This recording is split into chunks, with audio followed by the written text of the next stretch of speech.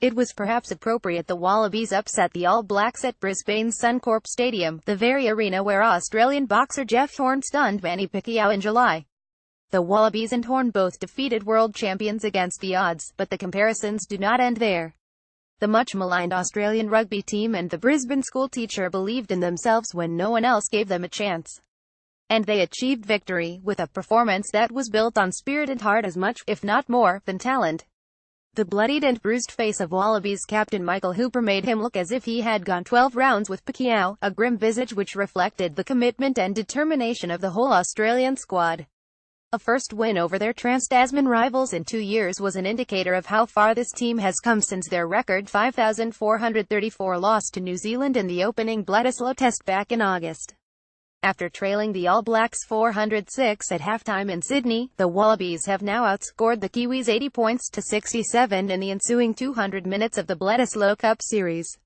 From the moment the crowd of more than 40,000 at Suncorp Stadium gave a resounding cooee in response to the Indigenous welcome to country, there was a feeling something was different about this game.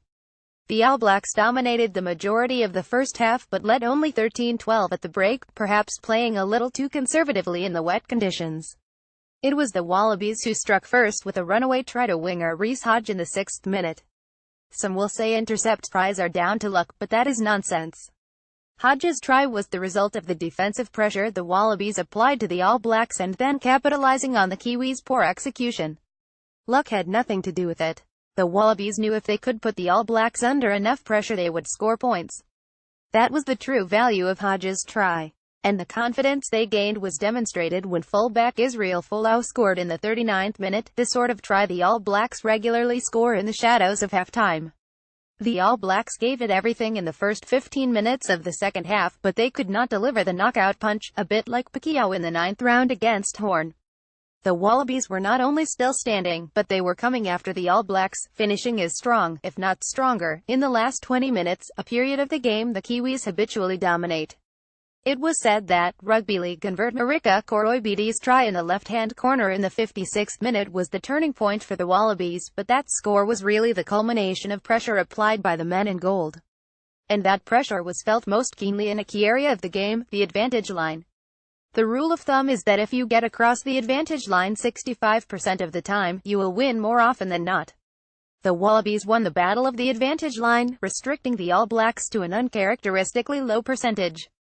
Energetic Wallabies backrowers Jack Dempsey and Sean McMahon were outstanding in getting over the advantage line. There was one remarkable run by McMahon in the 68th minute, legs pumping and breaking out of 3 tackles, which epitomized the Australian attitude. It was the footwork of the Wallabies forwards and the pace and skill of the backs that resulted in the All Blacks missing 28 tackles to just 11 by Australia. Such a turnaround. After a second long-range penalty goal by Hodge, the Wallabies led 2,318 with 3 minutes to go, but after the All Blacks' great escape in Dunedin, Australian champagne remained on ice. The corks were soon popped though, and the Wallabies celebrated as if they had won the World Cup.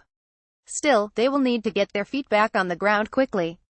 After all, it was only their second win against the All Blacks in 19 tests. New Zealand will regroup. They were missing some big names, Beauden Barrett, Ben Smith and Brodie Retallick, who will make a difference when they return. But the Wallabies no longer just believe they can beat the All Blacks, they know it.